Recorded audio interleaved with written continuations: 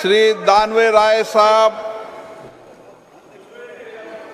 मैं आज की कार्यसूची में मेरे नाम के सामने क्रम संख्या 2 पर उल्लेखित कागजातों को सभा पटल पर रखता हूं। Item number 3 Sadhvi Niranjan Jyoti. माननीय अध्यक्ष महोदय, मैं आज की संशोधित कार्यसूची क्रम संख्या 3 पर मेरे नाम के सामने उल्लिखित पत्र सभा पटल पर प्रस्तुत करती हूँ। Item number 4 Shrimati Meenakshi Lekhi.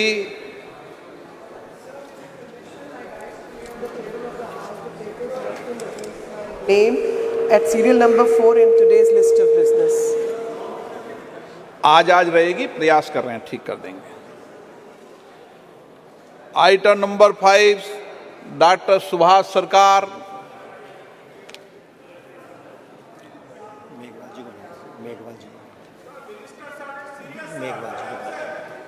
Item number 1 Shri Arjun Ram Meghwal. धन्यवाद अध्यक्ष महोदय। With your permission,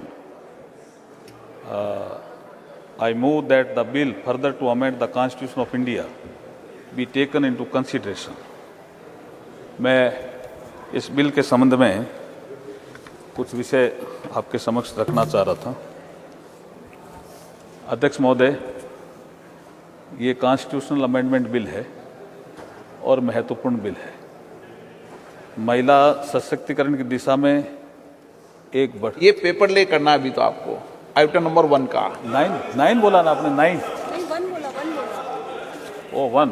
अध्यक्ष महोदय, मैं आपकी अनुमति से क्रम संख्या 1 पर अंकित दस्तावेज, मेरे सामने अंकित दस्तावेज मैं सदन के पटल पर रखता हूं।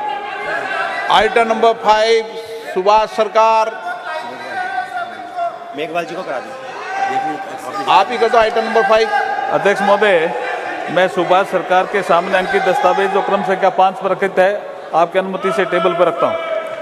Item number 6 Shri Adhir Ranjan Chowdhury ji.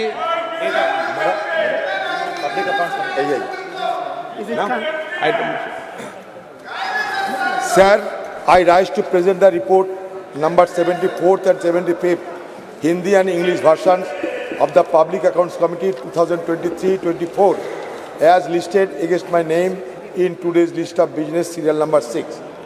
Item number 7 Shri Ravneet Singh.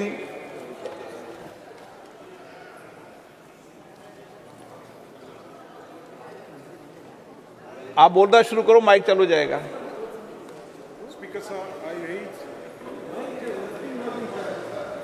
Speaker sir, I raise to lay on the table. Speaker sir, I rise to lay on the table the minutes of Hindi and English versions of the 11th sitting of the committee on absence of members from the sitting of the House as listed against my name at serial number 7 in today's order list. Thank you, sir. Item number 8 Shri B Mahtab जी।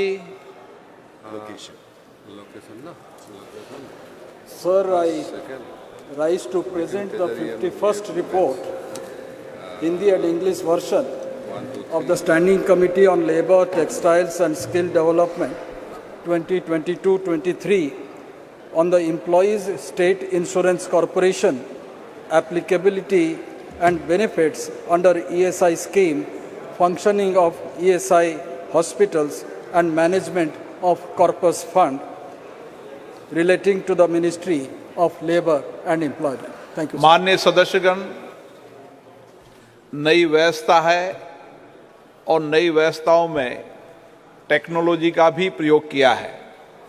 इसलिए मेरा आग्रह है,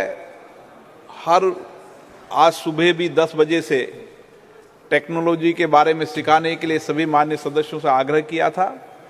कल भी सुबह 10 बजे technology के जो भी सीखना आना चाहें, इस पार्लियामेंट कैंपस में आमंत्रित हैं। टेक्नोलॉजी के कारण कुछ चीज़ें हो सकती है, आपको आवाज़ कम आए, उसको ठीक कर रहे हैं। नए घर में आते हैं तो, नए परिवार में आते हैं तो आप सब समझते हैं चीज़ों को।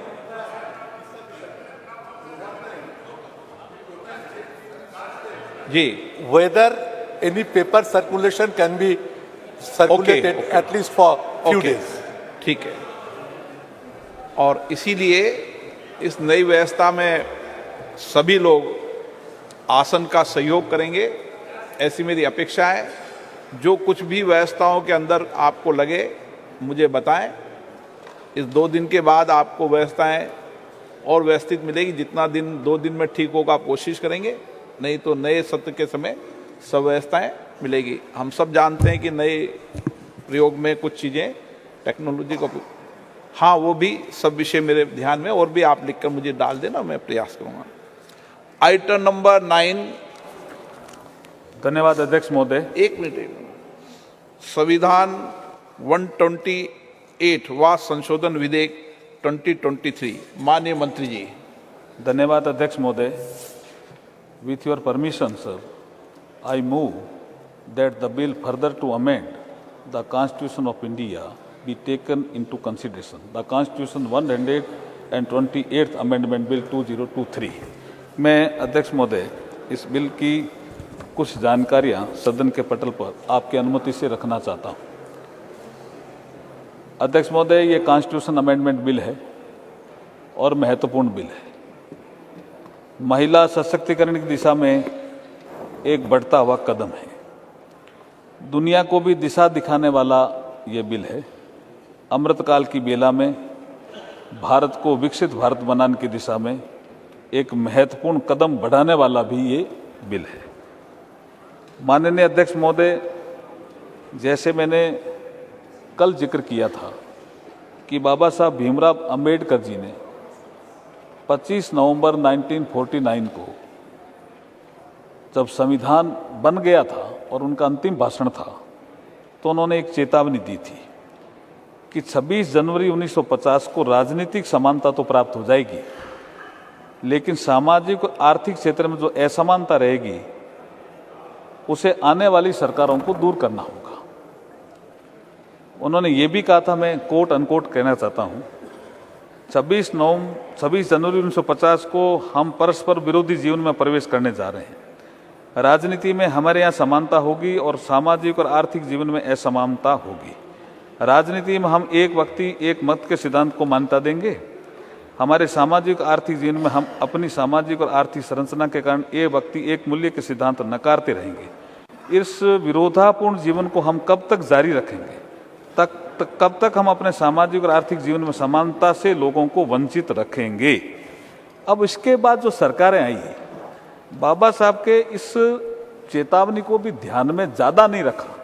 ऐसा नहीं है कि उन्होंने योजना नहीं बनाई सामाजिक आर्थिक समानता लाने की, लेकिन जैसे ही 2014 में नरेंद्र मोदी जी आते हैं प्रधानमंत्री के रूप में देश में, उसके बाद से सामाजिक आर्थिक असमानता को दूर करने के लिए बहुत सी योजनाएं बनाते हैं, जिसका कल मैंने कईयों का जिक्र किया। बहुत सी योजनाएं जिसमें महिला सशक्तिकरण की योजनाएं भी सम्मिलित है। अब टॉयलेट बनते हैं, महिला की गरिमा भी बढ़ती है, जो संविधान की प्रस्तावना में कहा हुआ। महिलाओं को समानता भी मिलती है, एक घर में लाइट, एक घर में लाइट नहीं है, एक घर में टॉयलेट, एक घर में टॉयलेट नहीं है। तो ये समानता लाने का अधिकार महिलाओं को सबसे ज्यादा 2014 के बाद इसने स्केल भी बढ़ाया, योजनाओं में बजट भी बढ़ाया और स्पीड भी बढ़ी। इसलिए मैं ये कहना चाहता हूं कि भारत के संविधान की प्रस्तावना में सामाजिक और आर्थिक न्याय का भी उल्लेख है और प्रतिष्ठा और अवसर की समानता का भी उल्लेख है। आज के इस बिल से महिलाओं की प्रतिष्ठा तो बढ़ेगी, अवसर की समानता भी बढ़ेगी, महिलाओं को रिप्रेजेंटेशन मिलेगा। इसके महत्वपूर्ण 4 ऐसे क्लोज हैं जिनका मैं जिक्र करना चाहूँगा कि हम जो इस बिल के माध्यम से अमेंडमेंट कर रहे हैं, इसमें 4 महत्वपूर्ण क्लोज हैं। बाकी जो चर्चा होगी उसके बाद जो विषय आएंगे उसका बाद में उत्तर देने का अवसर मिलेगा, आप देंगे तो मैं दूंगा। पहला जो क्लॉज है वो संविधान का आर्टिकल 239, उसमें हम एक 239AA जोड़ रहे हैं, जिससे नेशनल कैपिटल दिल्ली की असेंबली में महिलाओं के लिए 33% सीट का रिजर्वेशन सुनिश्चित होगा। ये it is a first amendment clause है इस बिल में, क्लॉज 2।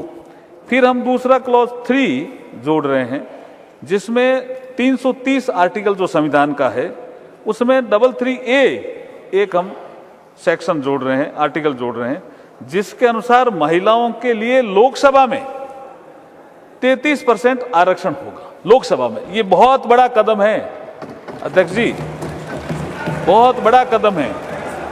और तीसरा संशोधन बिल के क्लॉज 4 के अनुसार संविधान के आर्टिकल 332 के बाद एक नया आर्टिकल 33A जोड़ा जा रहा है, जिसके अनुसार महिलाओं के लिए स्टेट लेजिस्लेटिव असेंबली में 33% सीटों का प्रावधान हम करने जा रहे हैं।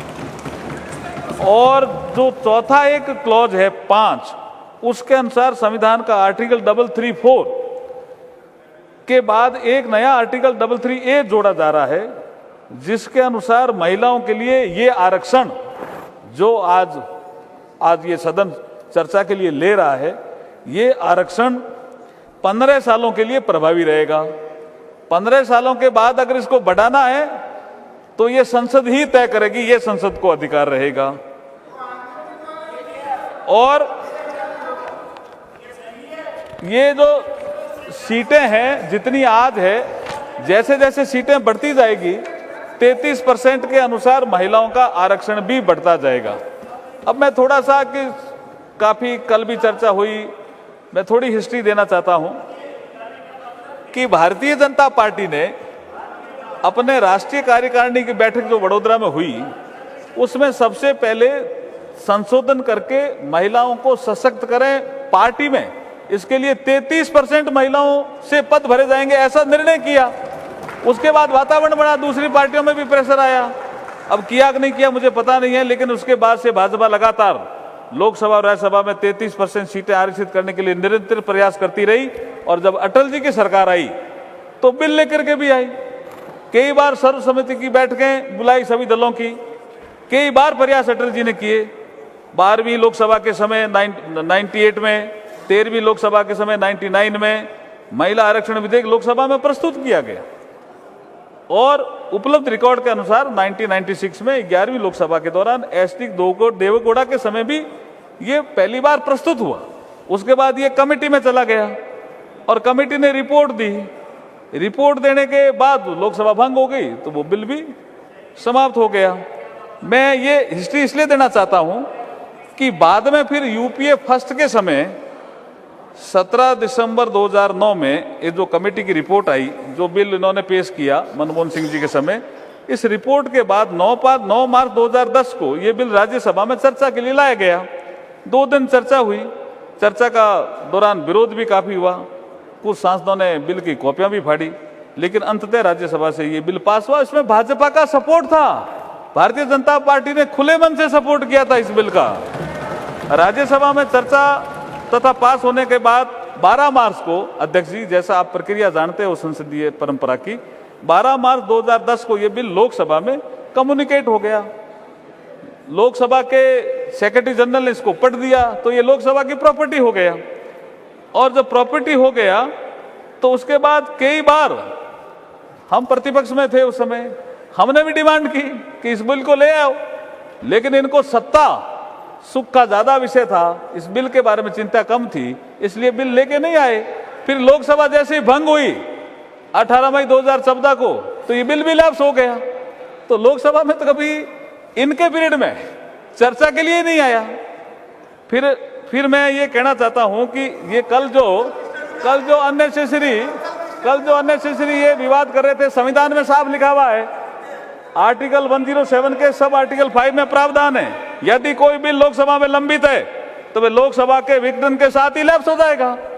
It is a constitutional provision. तो मैं आपके माध्यम से ये कहना चाहता हूं कि ये बहुत महत्वपूर्ण बिल है। इसमें अगर सर्वसम्मति बने आपके माध्यम से तो बहुत अच्छा रहेगा। सदस्यों के जो सुझाव आएंगे उनको हम जरूर ध्यान में लाएंगे, क्योंकि एक कविता के माध्यम से अभी का भाषण में समाप्त करना चाहता हूं। नारी के बारे में हमारे शास्त्रों में लिखा है, तुम सृष्टि की आधारशिला, तुम सृष्टि की आधारशिला, तुमसे मानव को प्राण मिला, संगीत तुम्हारा कण कण में, तुमने जीवन में रंग भरा, तुम मां भी हो और बेटी भी, तुम बहन